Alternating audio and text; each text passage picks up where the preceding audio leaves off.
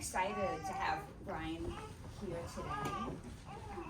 Crushing it with Ryan. And for a number of reasons I'm excited. I mean, first of all, mental health challenges, being an entrepreneur is real and we just don't talk about it enough. So that's a topic that often comes up, and we thought having Ryan with all his experience with that here and telling the story would be fantastic. I met Ryan back in 2010, and he was part of the Momentum Accelerator that I helped to run back then, and he came to us with this idea, for Varsity News Network, which was a blog at the time, and I remember thinking to myself, a blog, how is that going to become a business? But I was so impressed with him, they're like, let's do this. And holy cow, since then, he captured 60% of the high school sports market, raised $20 million in VC funding, and 200 employees? I mean, it was after the merger, it was like 350 or something like that. Yep. Wow, so that's huge. And now he has exited himself out of that, and he coaches other entrepreneurs and executives at Inside Out Leadership, and I am just gonna let him take over and tell his story. So welcome, Ryan. Thank y'all. Nice to meet everybody. I've met a few of you guys. But I would love, if it's okay, maybe just like around the horn real quick. What are you guys working on? What's name, and then what's your company real quick? What do you do? Sure. Excuse me. My name is Chris Denherter. I work at a company called Connection Built, and so we do sales and marketing consulting for companies that are in growth phases and transitional phases, and working with sales managers and leadership to kind of help transition them to what those next steps are. You've done that before. Well done. Yeah. Dan Morrison, Collective Idea. I work out right over here, and we do custom software dev. Jason Muir, founder of a company called Own It. And Own It is using biometrics collected from wearable devices like a loop strap or an Oura ring to coach high performers in the athletic space and the executive and entrepreneur space. Amanda Murray. I actually work for Lakeshore Dating, so we're working primarily with established businesses and helping them grow and stay in Lakeshore. Lori Alberg, mostly a tag along to that side, but I pivoted over to real estate, so. I'm Abby Britt. I founded Q Apparel. It's clothing to help with core awareness and core strength. Very cool. Liz Hilton, I'm the founder of Knit It, which is a flatbed weft knit manufacturing facility. So I like to call it soft good additive manufacturing, and we manufacture a product I invented 6 years ago for my first kid called the Swaddling. Yeah. I'm Grace Mayulo. I'm communications manager for Lakeshore Advantage. I work with our grown-up businesses, like Amanda said, and entrepreneurs and telling stories. What is a grown-up business in this context? I defer to Amanda. Jordan Vanderham. I founded the company Rindy. We make a mask that helps right now cold storage workers breathe comfortably in really cold environments. Dang. My name is Eric Alberg. I now work for Clicky, which is a small business referral network system. I'm Nora Mansfield, Director of Surge Partnerships, so get to work here with all of our Surge entrepreneurs and make sure we have the right toolkit to support our founders as they're growing their business. Awesome. And we all know Amanda. Mm-hmm. Yeah. Well, thank you guys, and it's nice to meet you guys, and I hope that throughout today I get a chance to meet with those of you that I haven't yet. My hope for today is for it to be a pretty I'll tell a story around my experience. It's a pretty intimate group, so I'd love if there's if you guys have anything you wanna ask, or you wanna stop me at any time and learn more. Like, let's do that. We have the space to do that here. We have the mental space and physical space to do that. So my hope is that it's that. And my goal, the story that I'll be telling it today has a lot to do with my own experience, but also a lot to do with one of the dynamics that I see with founders that I work with all the time now. So as Amanda said, today I run an executive coaching firm, which is kind of like business therapy, you can call it, and we work with a lot of really high growth tech entrepreneurs across the world. In fact, relatively few from Michigan for whatever reason. Our work is mostly coastal and then overseas in Europe. And we end up working with entrepreneurs, usually post some amount of funding, maybe seed stage, all the way through exit. And all of the coaches that work with us are exited founders who have gone through their own journey and have gone through not only the startup journey from founding to exit, but also their own what might be called like the dark night of the soul, which oftentimes there's lots of different moments along the way that happens, but one of the consistent times that happens is post-exit. And we all have our own sort of story around identity and trauma and other things that were sort of triggered by the startup journey. So I want to talk about all of that stuff and sort of wrap it under a wrapper of crushing it, which I used to work with Eric, so we have a different relationship. He's been around me when I was crushing it all the time. So this will be he'll be able to call it bullshit if I say something that's not right. So crushing it. Anybody, when I say crushing it, what does that mean to people? Anybody? Yeah, I think of Gary Vee's book, which I hated. That's what I think of. Yep. Yeah, anybody else? Winning every day. Okay. Winning every day, meaning like never losing. Correct. Sort of a thing. Got it? Okay. Doing your best work. Got it. That's a little bit different, flavor to that one. Yeah. I like it. I don't know, making sales. Yeah. I guess what it means. Yeah. Definitely something about success. I think what you said, Jason, is particularly interesting. From an attitude perspective, maybe this comes from sports or something, but from an attitude perspective, to me, it's always had a connotation of like aggressively doing well and never failing, never having never going through the very normal human issues that sometimes people go through. But like if you're crushing it, there's a gravity to what you say, how you present yourself. How I think about it is in the startup context is the act of telling people how great your company's going and how big it's going to be, and projecting an image of success and certainty while you're doing that. When I frame it this way, sort of you guys get a sense of you've probably seen that from people in various places. Has anybody ever done that? Like deliberately presented themselves in this sort of a way? Okay, yeah. But I like to call it, more of an attitude, like a bullish attitude. Yep. Is how I would. Yeah. Yeah. Awesome. Me too. I've definitely done it and taken it to extremes. It can be a really, in my experience, it can be a really useful attitude to take in certain contexts. Raising money is one area where it can be, it's almost, I think in to some degree there's an expectation that you're going to present yourself in a really sort of bullish way, as you said.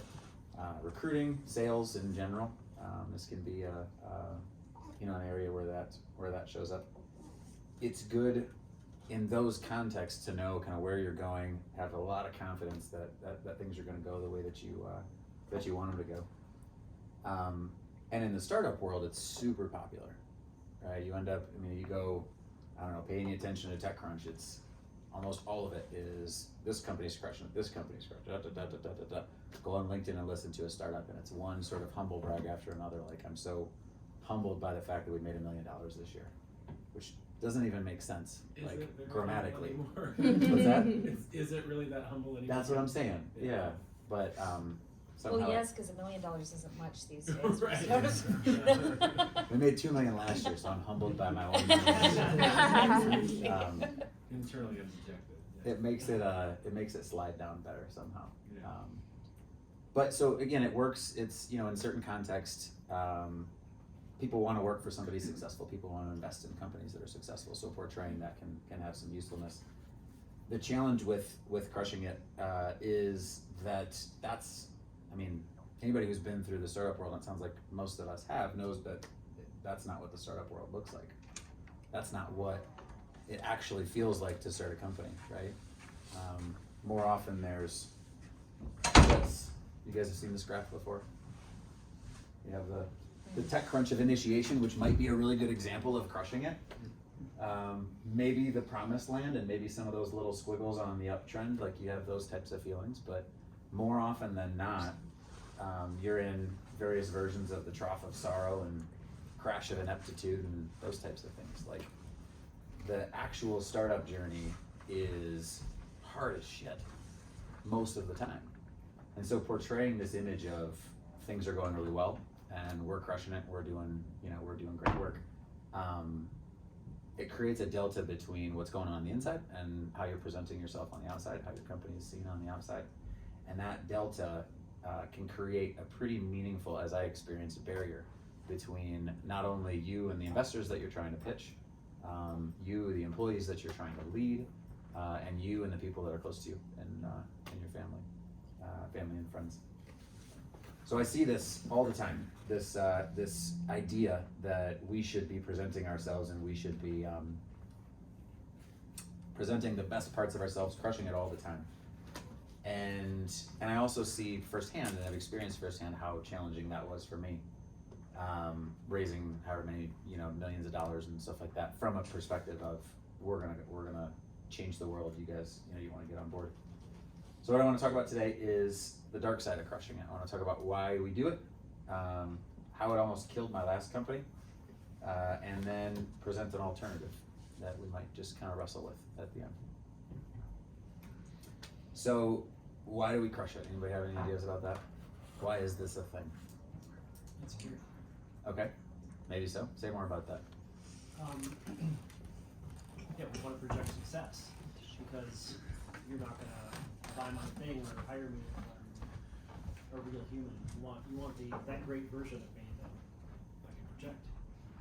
Okay, I want to say the exact opposite. Okay. Ego, because for me, I'm not actually motivated by money, and I never have been. But I just want.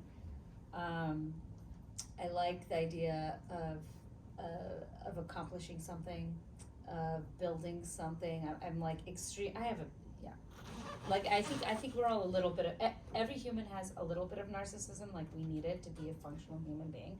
But I feel like it's totally normal for an entrepreneur to have a little bit more narcissism. I'm not saying I have narcissistic personality disorder, but I definitely think like my ego fuels me wanting to accomplish more and sell more and build something great. Yeah. Yeah. And it's not, because it's not money, like I have all my needs met.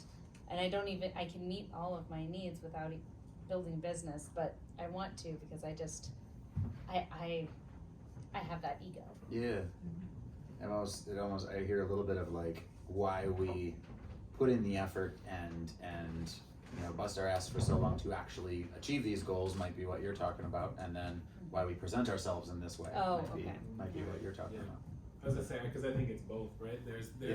There's finding security in that, right? And realizing how delicate momentum can be, right? And as long as you don't let up on the gas, you're fine, right? As long as I can just always stay the pedal to the metal, I'm comfortable. And a lot of people sit in that. Yeah. And a lot of people find comfort in that. And I think that's what a lot of people also forget is that it seems, right, that is now become their comfort zone. And to adapt to that and to adapt to change, you have to get uncomfortable, and some people aren't ready for that, even though it looks like that from the outside, right? That's super challenging. Yeah, that hits me personally. So there is this, my son's occupational therapist talks about the window of tolerance for emotions, and sort of we, waver with positive and negative emotions within this window of tolerance. If we go too high, I learned about this from my son, he goes ballistic. Too low, you end up getting I can't get out of bed, that sort of a thing. And as entrepreneurs, I fell into this and learned this about myself, that there's a way of ramping yourself up above your window of tolerance and establishing kind of a new level of, comfort way above your natural window of tolerance, where you get so used to high stress that it feels weird to not have high stress.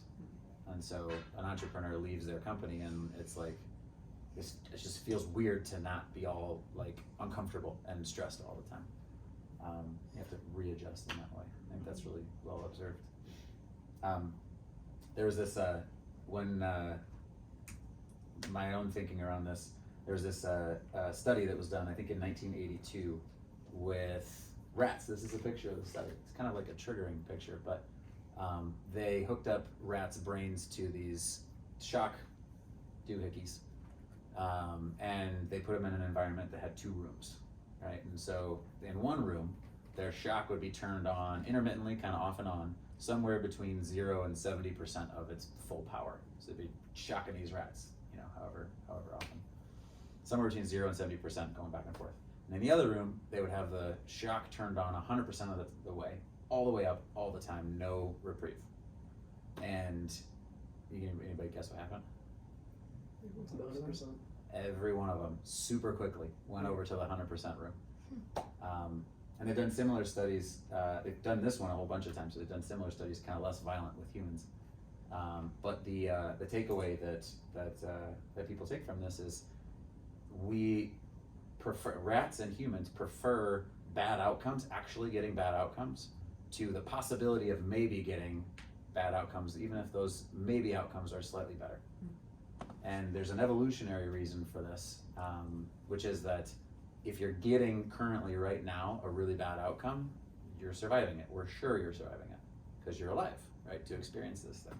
Versus this potential bad outcome in the future, even if it's not quite as bad, you don't know if you're going to survive that one. So our brains, mammals starting with rats and all the way up to humans, are wired to hate uncertainty and to move away from uncertainty when we have that option to, even at a pretty high cost. And what is uncertain? Well, entrepreneurship is pretty uncertain, right?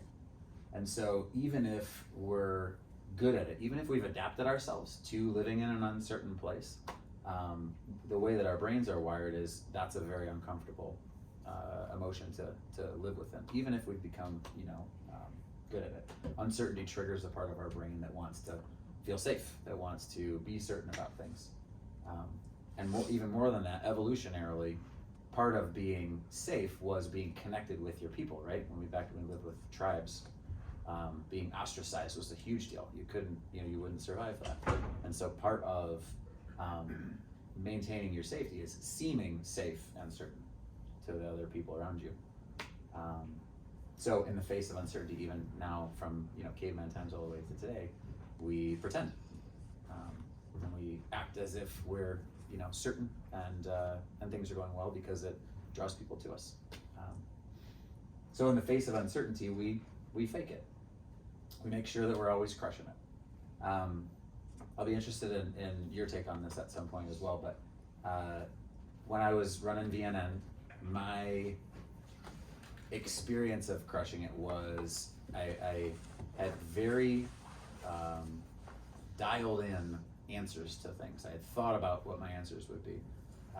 If an investor asked me how it's going, I'd have thought about it the day before and I would have 3 pieces of data. And it's like, this is awesome, this is awesome, this is awesome. And the collective of these 3 pieces of data is going to be, you're going to think the world of me and the company. And so somebody asked me how it's going, I'd be like, well, bang, bang, bang. And then explicitly designed to create that sort of feeling within somebody. Had a version of that for employees I was recruiting too. Somebody asked me normal questions, I'd have something, canned like that.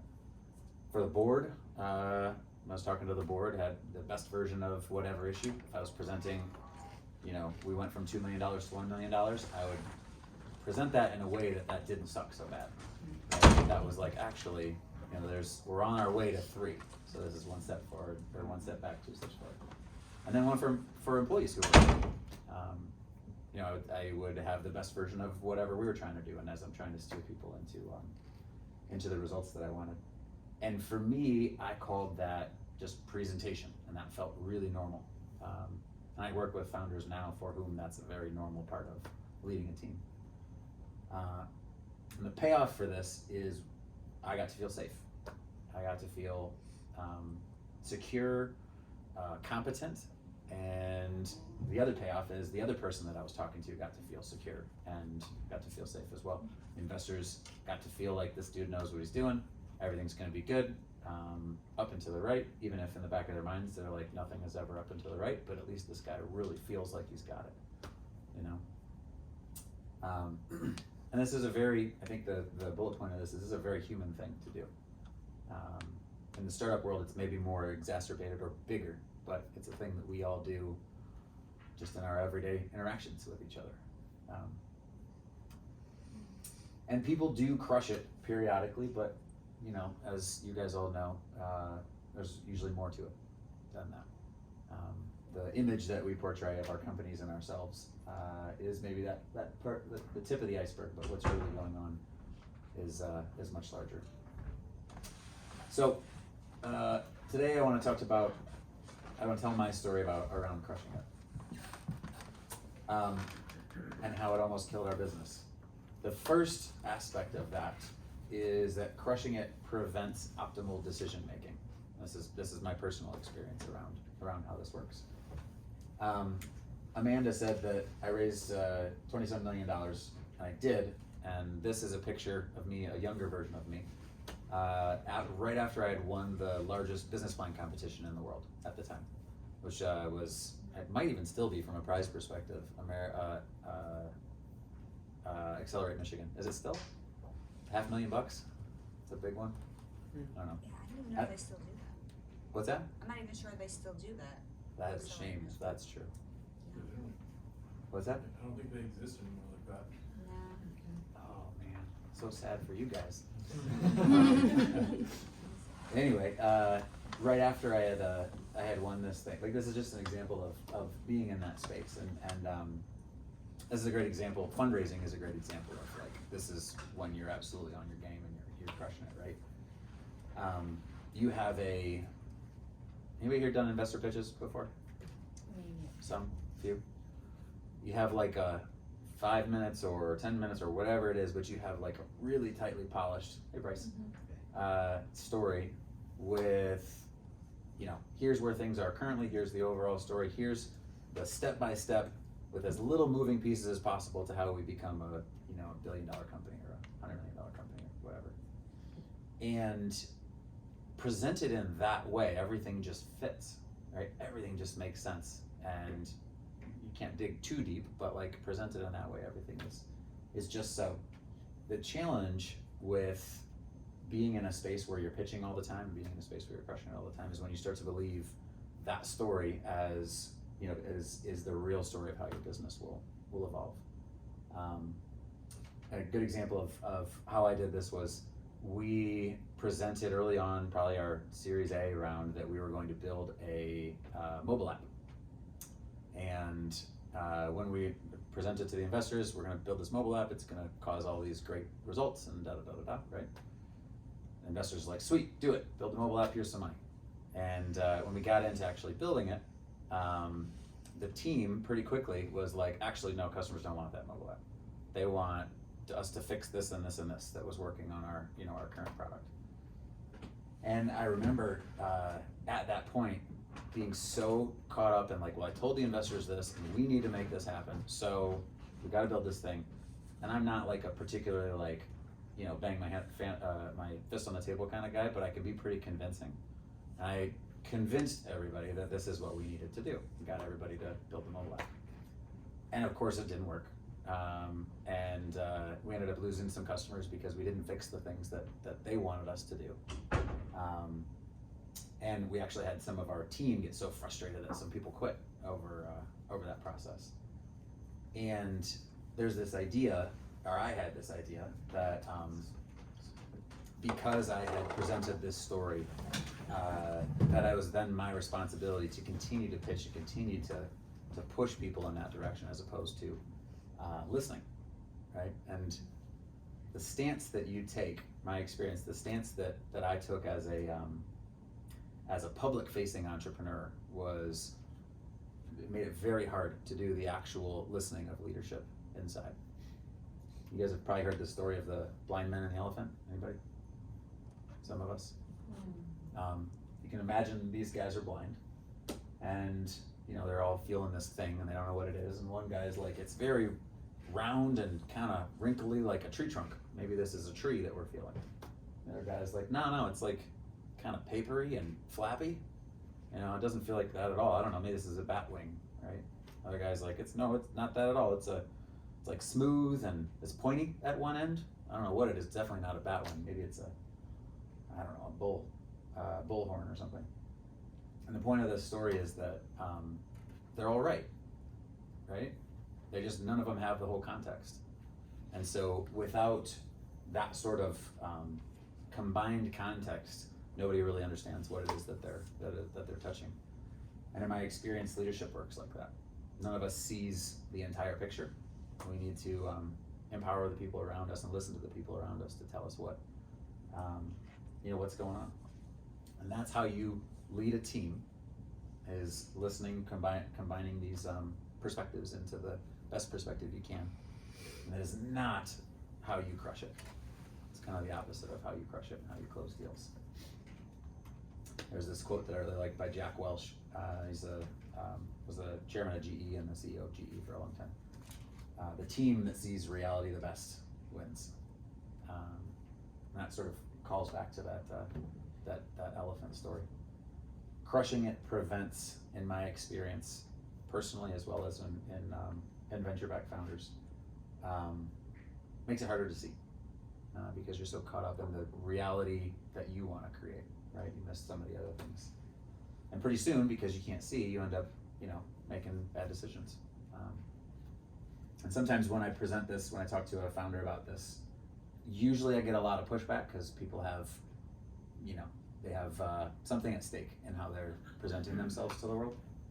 And one of the pushbacks that I get is like, well, what about Steve Jobs? He like reality distortion fields where you just say like, we're going to do this thing, you're going to figure it out, it's going to work, and just rely on your team to kind of pull through in that way. For any of us that have a big enough ego to sort of feel like we could do the Steve Jobsian thing, that definitely shows up. And so is that real? I think there's one other dynamic that plays into that. If we think that if I push hard enough, my team will come through, and that is that crushing it also stifles innovation. Now, there was this one period of time where we were on that like tech crunch of initiation almost. There's like a high up and to the right. We grew from 15 to 75 people in a year. We won various competitions. We were written up all over the place in TechCrunch and other places. Just rapid growth for that period of time. And I felt like the hotshot CEO in Michigan. And it was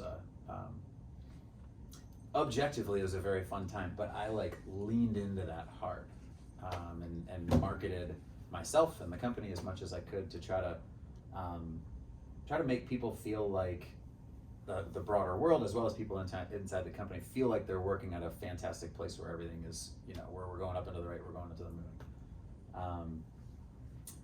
That was something I did intentionally. And the challenge with that was, again, that I presented this idea of things being up and to the right, and anybody that was working in our company realized that's not actually what's going on, right? In fact, it's super hard, and we're going through this challenge, and we're going through this challenge, and they see me, out on whatever podcast or whatever the hell, talking about this amazing thing, and we're doing, all this,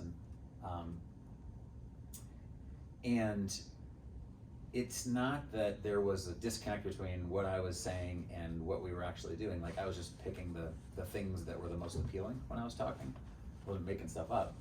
But what ends up happening is that when you have a leader that looks really, really put together, really, really solid, really, really successful, particularly when you have a whole culture that's built around everything, kind of being successful and doing well, it makes it harder for the individual person who has to go to work every day and deal with problems, makes them feel like, oh shit, if that's not how it is for me, right? Meanwhile, the rest of it, all these guys around here, everything's going really well. Something must be wrong with me. I need to, in response to that, really dial in and do the things that are gonna make me successful, that are gonna have people feel the way about me that our CEOs, telling everybody our company's going. And functionally what that means is people stop taking risks, because people start to play it safe. They start to build better and better versions of things that are really certain, because that's what's guaranteed to kind of get you to make you look successful. And so we ended up doing this exact thing, and what became or was a really innovative company eventually sort of became a company that was building the same things better and better and better, skating faster and faster to a place where the puck used to be. And if you don't innovate, then you stagnate, right? Particularly in startups. You get caught up in, we can't make mistakes, we need to do this really, really well because that's our culture. You stagnate. And that's what happened at V&N. Now at that point, we stagnated, and it created this other interesting dynamic, which was our company, based on the dynamics that we've discussed, had slowed down its pace of innovation, and I had made promises to investors that I was determined that we were going to keep, and I needed to have, in order to fulfill on those promises, in order to raise more money, in order to continue the growth that we had, I needed to keep on putting our best foot forward, put our best face on, pitch to investors, have these really tight stories and everything else.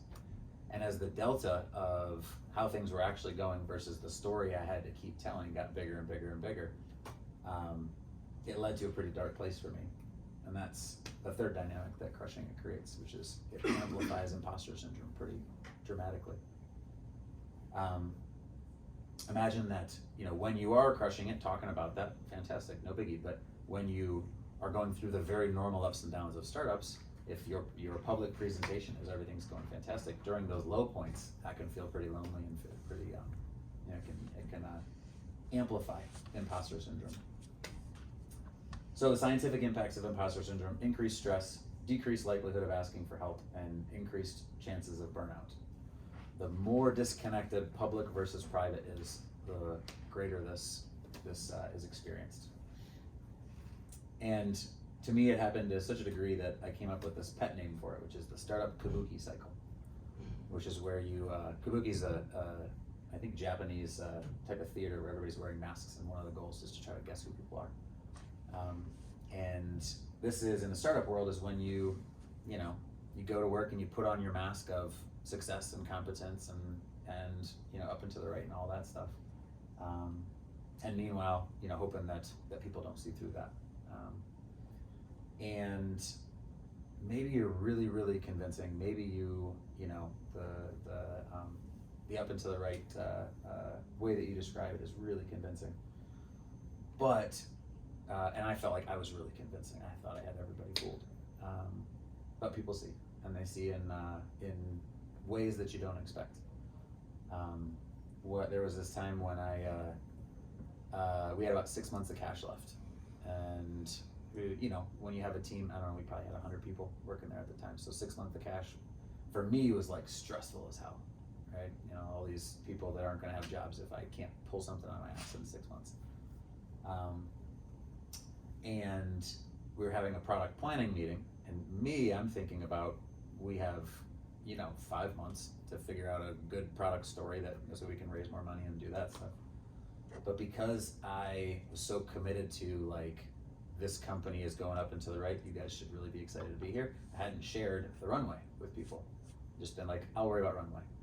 You guys do your job, I'll worry about this.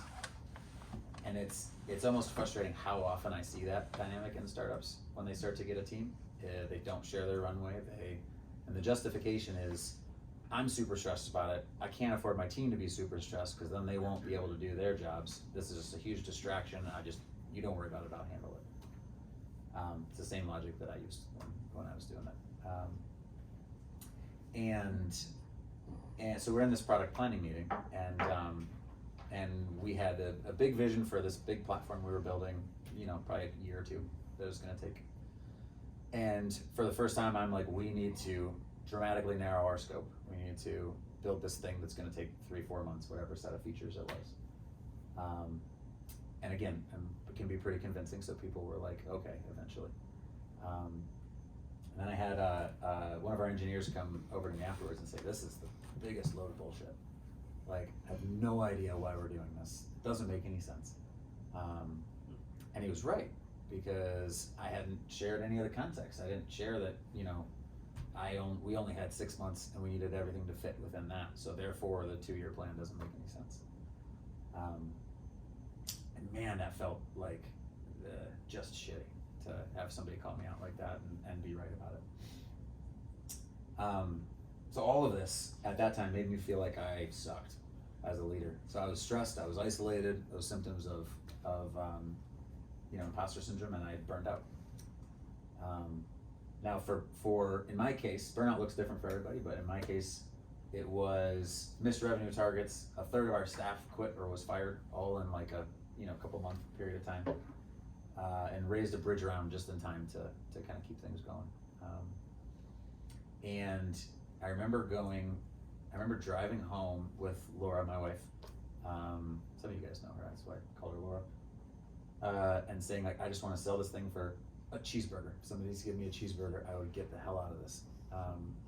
And anybody ever heard of a WIFIO moment? No. It's an acronym. It stands for we're fucked, it's over. They say that successful companies have 5 of those on their way up. We had, I think, 4. And each, you know, yeah, they're rough. I remember going to bed crying at that point.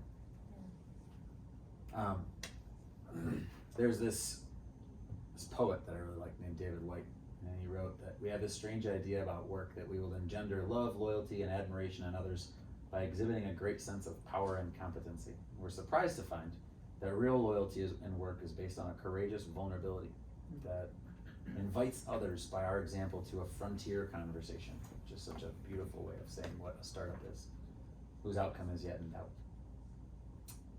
In my experience, this is one of the hardest lessons for founders to learn, moving from success, competence, crushing it, to a courageous vulnerability of stepping into the unknown and using that as an example. Usually requires a lot of pain for people to get that lesson. And when I did, when I finally hit that rock bottom, I opened up. And I was, for the first time, because I couldn't hold it together anymore, was vulnerable. And that started with me asking questions. I asked, you know, I admitted that I had built a company culture that didn't work, that that I didn't know how to fix it, and I brought in one of our board members to talk about what we might do. And one of the things that we immediately did is we asked, we're like, I'm gonna poll the company and just kind of get a sense of what's going on for everybody else. And it was a really humbling, like legitimately humbling deep dive. One of the questions we asked was, who's our customer? And that's the answer we got, which is like, talk about an aligned company, where you have, 5 different answers to who's our customer. Like, it's such a simple question as who's our customer. We couldn't agree on this. We couldn't agree on much. And I remember when I first saw this stuff, realizing that like I had made people feel like I knew what I was doing at the cost of them actually know what they were doing. Which was it was a humbling time for me. But I opened up into that and began the process. And at first it felt like everything was lost. And then this crazy thing happened. My team joined me. Some of them left, right? Again, a third of them were either fired or left or quit. But the ones who stayed stepped up in a pretty big way. And by me saying, I don't know how to get where we're going, we gotta go here, but what do you guys think? Recognizing that we weren't crushing it, the people jumped in and stepped up in a way that they hadn't previously. And got with me in the sauce and started building. There's these 2 different Reid Hoffman is a founder of LinkedIn. He, I think, articulates the difference in these two types of leaderships really well. A lot of leaders are rowing a boat. They're bringing everyone along with them and saying, come follow me. But the way I've seen the great leaders do it, they'll go and get on a surfboard. They don't say, follow me. They say, come join us on this huge wave. And to me, the difference here is in the first one, everybody's literally in the same boat doing what their leader tells them to do. And they're rowing and, rowing as fast as they can. With the great leaders, everyone's on the same wave, but everybody has autonomy and they're surfing their own surf, right? They're doing it their own way. And they have freedom to improvise, to act boldly and creatively, in the direction that they want to go. Instead of setting the direction and saying this is where we're going, the leader asks the questions. And it's a huge wave, which is an important part too. So in the latter parts of my journey at VNN, 2017 to 2020, I just started asking them questions. I focused on that. And the results were pretty quick. We ended up building the first open system in high school sports, launched 2 different revenue streams, SaaS and e-commerce, which were both against my recommendation, but they both worked really well. We rolled up 3 additional companies to capture about almost 70% of the high school sports market, and eventually the company exited in 2021. And throughout that process, I was there for 70% of that. I left like a year before the company exited. But I still had that mask available, and sometimes I wanted to put it on, but didn't, and that made a really big difference. So back to this quote, real leadership is based on a courageous vulnerability that invites others by our example to a frontier conversation whose outcome is yet in doubt. Building a company is an outcome which is yet in doubt. My instinct was always to resist this uncertainty, to paint a picture of how things were going to go really well. And startup culture supports this and asks us to do that in certain cases. But that pretty picture, that idea of constant crushing it, it's just not real. And so what I learned is leadership from that place is pretty brittle and doesn't scale in the way that you want it to. Real leadership, on the other hand, the way I think about it now is an honest, open human being walking into a fog, committed to a worthy question, and inviting others to join him. This requires confronting a lot. It requires confronting this fear of uncertainty head on and confronting it publicly. But in the years since this journey, I've found that it's possible to raise money in this way. It's possible to sell in this way. It's actually a really, really compelling way to do it if you're honest about it, as opposed to crushing it. So that's my story. Happy to dive into any parts of it that are interesting. But yeah. I have a question. So what advice would you give, telling your investors one thing and then needing to pivot can be like a pretty scary place to be. Sure. What advice would you give to these folks on either leaving yourself enough room to pivot when you tell an investor a story, or having that honest conversation with investors who have far less interaction with you than your team day to day? Yeah. I had one really good investor and a number of bad ones. And the one really good investor sat me down one time and he's like, you gotta understand that we don't care about your plan. We invested in this big picture idea, and we invested in you and your ability to execute against this. Your plan is bullshit. We know it's bullshit right now. We know it's not gonna work. And that came later on in my journey. Had he told me that early on, that would have made a difference in terms of how I navigated that situation. But my experience in most sophisticated investors is they go in knowing that this is not real, and everything you're telling us isn't real. It's important that you can tell it, that you can tell that story. But because of that, I think there's way more freedom to just be honest with your investors. Like, this didn't work, we're changing, here's the reasons why. And this has this impact on the overall structure and prospects of the company. I have found investors are way more receptive to that than I was scared they would be. Right.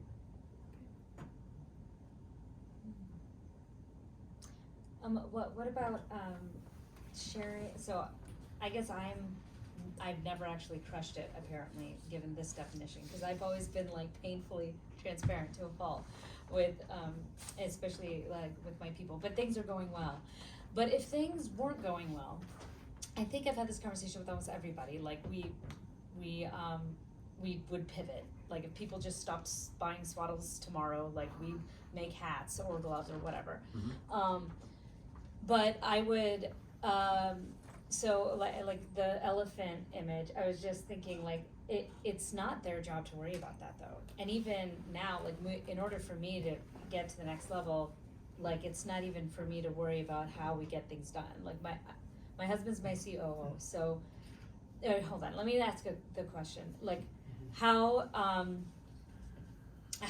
do you determine when your team needs to know if the company needs to pivot, and when to like pad it and make it just look a little better? Or do you always do that? Because you can't just be transparent all the time as a leader. You have to hold some cards back.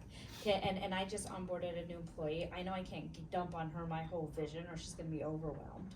Like so, like isn't there some sort of a line, right? Because the idea of just being vulnerable all the time, like honestly, I feel like that would be easy for me, but I also don't think that would be helpful for my team. What do we think?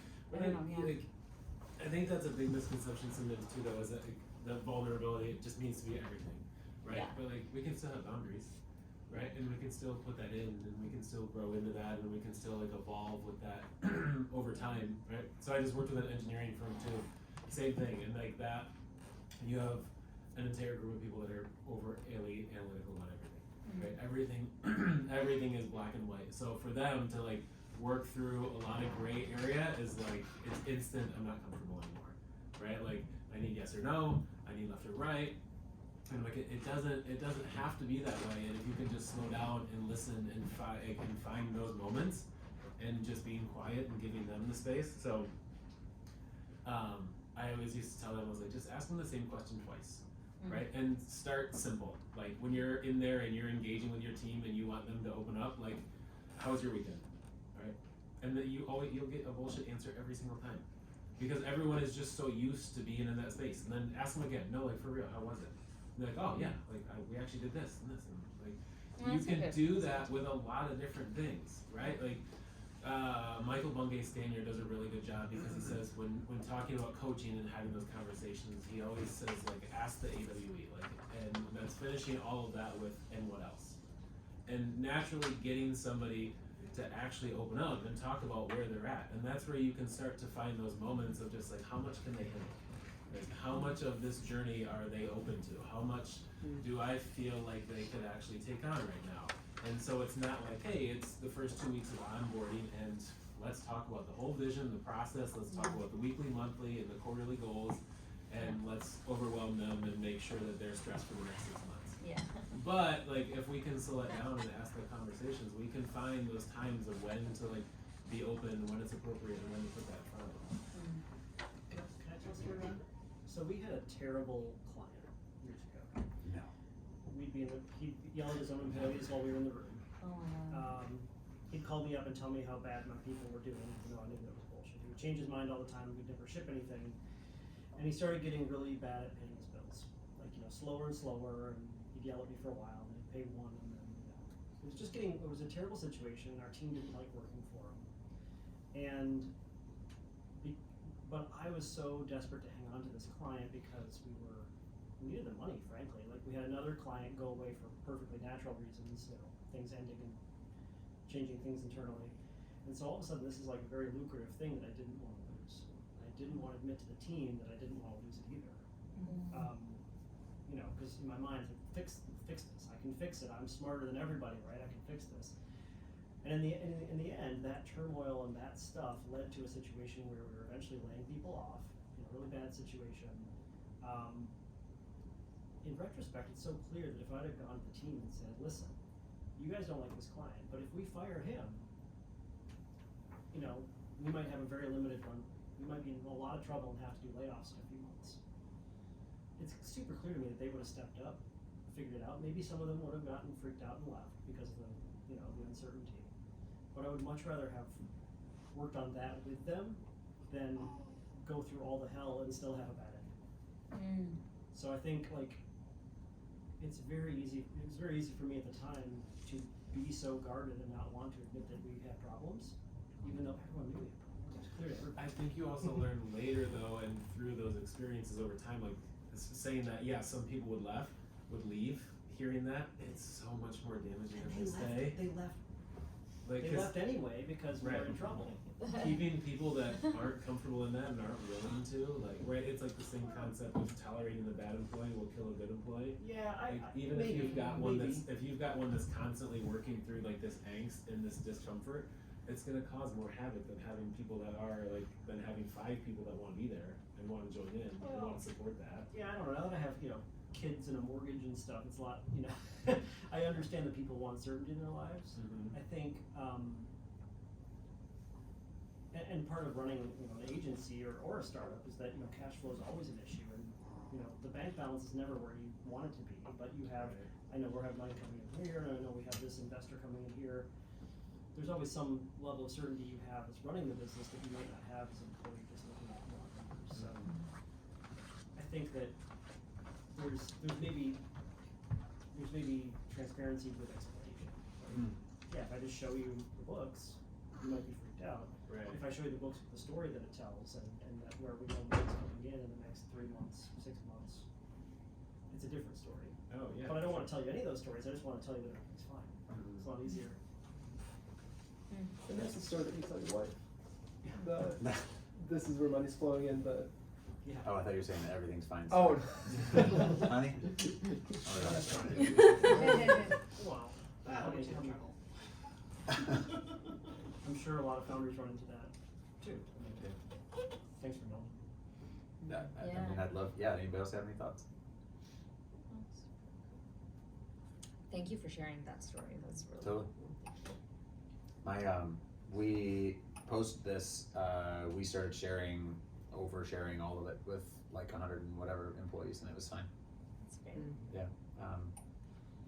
We got a bunch of really good questions that we never would have gotten otherwise, and we had people in, intern level, people asking questions around how they could help with big deal problems that we were dealing with, which was pretty cool as well. I'm consistently impressed by how much uncertainty some people, at least the people that were left at that point, were willing to put up with and thrived under. The runway thing, to me, it feels like, not communicating runway feels like asking the team to go out and win a football game, but they can't see the game clock. And it's like, that's a really hard thing to ask somebody to do, What was the acronym? WIFIO. WIFIO. Yeah. I've only had one WIFIO moment, and I was the only employee in my company when that happened, which sucked. But, shoot, I haven't had another one. There's still time. No, I'm scared. I don't want another one. So to be successful, you have to have 4. Yeah, he said 5. He said 5. He had So I need 4. 4 more? No, Yeah. thank you. No. Yeah, we didn't IPO, so we didn't get our last one. Yeah. Oh man, there was the darkest one was I thought I was gonna go to jail. One of our competitors had sent me a cease and desist that said they were gonna sue us under the Aaron Swartz law, which is you guys know Aaron Swartz? No. He democratized a bunch of Harvard articles. Harvard? MIT? Somebody? Bunch of them, Just released them. And Harvard and MIT didn't like that, wanted to pay for them. And so I don't remember the exact name of the law, but they effectively put him in jail for 18 years. Wow. And for hacking into Harvard or MIT's computer and releasing things publicly. And he ended up killing himself in jail. And this guy sends me a letter and he's like, you're scraping schedules. Some of you in here know about what that means. And they're like, and we're gonna sue you under this law. And I look at it and I was like, oh no. You go to bed crying and you wake up and you call 10 lawyers. Yeah. And it was fine. I mean, it was messy. It was expensive. Yeah, and messy and hard, but I didn't go to jail, so. Okay, that's good. Yeah. You've been in a good situation with the lawyers, expensive. Yes. Very true. Very Yeah. true. Yeah. Would you have been receptive to a CEO coach back then? Yes, later on in the journey. Yeah. Yeah. Did you have a COO? Well, head of operations, which at various points, you know, was like played that role. Okay. Yeah, I mean, I think in the early days, no, because there was a sense that like I needed to have all these answers, I needed to know all the stuff, and if I brought in help, that would somehow be detrimental to people's view of me. It's the ego thing, yeah. You're not crushing it if someone's helping you get Yeah. there. What's that? You're not crushing it if someone's helping you get there. Exactly, yeah. for sure. But, I mean, you get humbled a little bit, and then, yeah, sure. And then I hired my first coach, and it was a good experience, not a great one, because he didn't understand the startup world. Which is part of what we're trying to do with Inside Out, is we have a bunch of exited founders that are now coming back and doing this, which is intended to support with that. That grit that you went through, I mean, would you have traded a more smooth past 10 years to? God, no. No? No. Yeah, I wouldn't. No, it's tough to look back and think that I would have changed stuff, because then, you know, I wouldn't be here and I wouldn't get to do the stuff that I do now. Mhm. I feel like the people side of startups has always been my favorite part, and now the work that we get to do is like, you know, we get to create spaces where people can share stories like that, and really work on the, you know, how they show up and who they are as people, which has a really big impact on the type of companies that they build. And that seems, I mean, to me, that's really awesome. Wouldn't have got to do it without some pain.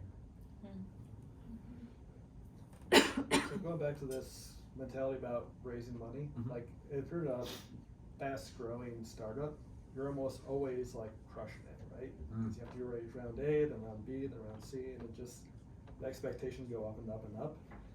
Do you have any like, now that you've gone back, would you actually have raised money a little bit differently or not at all? For that company, I think it needed venture capital, otherwise it would have gotten passed by the rest of the market. I have not raised any money for this company, so that will tell you something around my priorities these days. I think that there's an approach that works much better than we're gonna go to the moon and da-da-da-da-da, which I think most people do. And that is just show your work. I think that works, that sets the tone much better for an investor entrepreneur relationship, which is like, you know, based on this data and this data, we think we have the shot to go to the moon and do all these amazing things. And then it's up to the investor to decide if they believe this data and this data. But at least you're kind of laying out like assumption. If all these things work, then this could be amazing. Somebody, it's like you can leave somebody with the impression, or an investor with the impression of, this probably won't work, but if it does, holy cow. Like that's a much more sort of compelling, which is important when you're talking to investors, but also realistic way of sort of setting the tone, I think. Well, and what you said is that they don't invest in the idea so much as the entrepreneur and maybe the overarching idea of the entrepreneur. Yeah. But I've been offered money when I haven't even pitched, and I think it's because of who I am. People know I'm a trustworthy person and I'll do what I say I'm gonna do. But I've never accepted it because it doesn't make sense for me. But I know that the only reason I've had opportunities like that is because of how I present myself, not necessarily my idea or whatever. That's like secondary. Especially at the early stages, 100%. Yeah, people are interested in that. And if you're really good, really sort of stand up in a great entrepreneur, then people will continually back you as a human, independent of how the company evolves. You know.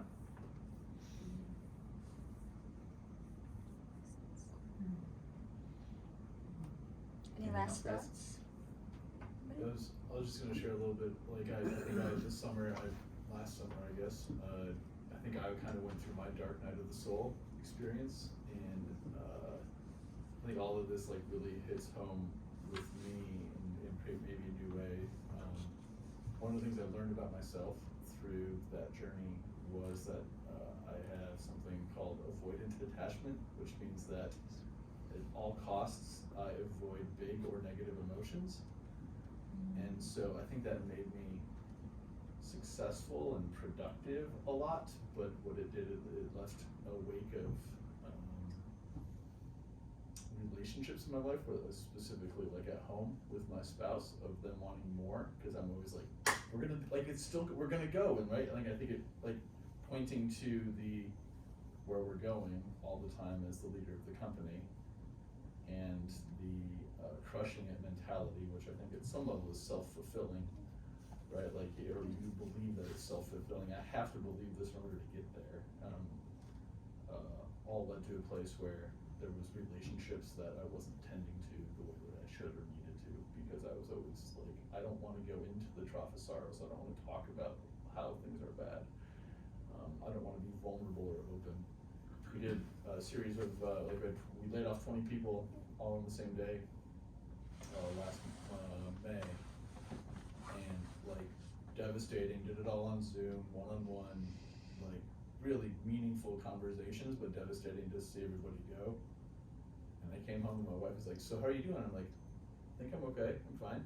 Like, right? Like, just put up the mask of like, because I can't be vulnerable or open to her, or talk about those things. And so I think like it's interesting how this crushing it mentality sometimes even affects how you interact with those that are closest to you in your marriage or your family or friends even too, right? Of not being open and honest about where you're actually at and how you're actually feeling, right? So appreciate the transparency and telling the story. And I think one of the other things I wrote about is like, one of the reasons we're all also afraid of this is we don't tell these stories very often, or hear these stories. We hear the stories about the people who won. And when you win, you don't, like maybe you tell some of like the losing stories, but you don't tell as many of the losing stories or the hard stories of, oh, I coulda, woulda, shouldas. So appreciate the work that you're doing to make this type of an approach more mainstream. Yeah, man, wouldn't it be great if like we didn't have to, you know, manage image and we could just build stuff? So do you have clients now that have, just one more question. Sure. Do you have clients now that have similar stories? Oh, yeah. Like what you shared and what you shared? And are you at liberty to share those in like any kind of a, like, anonymous way? Yeah. I mean, not in a way that would be useful, I don't think. Okay. It's like all very confidential stuff. Okay. But if there's like a particular question you have, I can give you kind of my summary. Okay. Well, I just think it's, to Jacob's point about how we don't hear these stories very often. It would be really cool, maybe if you make yourself a TikTok account. I'm a big advocate for this. And you could share the stories, because you know therapists do that on TikTok all the time. They get millions of views. I don't know. I would follow you. There is 2 clients so far, and my hope is to have more that have like written their story, and we published it. Oh, cool. But it's just like if the client's cool with it, then absolutely we'll be down with that. But I'm not going to be the one that talks about the story. So, what are the books that your clients have, or stories? Oh, it's more like an article size something or other. But yeah, we write about all this stuff at our website, which is not written there. Oh yeah, leadinsideout.io. Okay. And there's a bunch of stuff there. And I talk about a bunch of different versions as well, but then there's some clients that have written their story too. So yeah, always happy to chat. That's a good way to reach out to me if you wanna chat. And as Jason said, like, tell these stories. It's important. It helps. Thanks so much, Ryan. Well,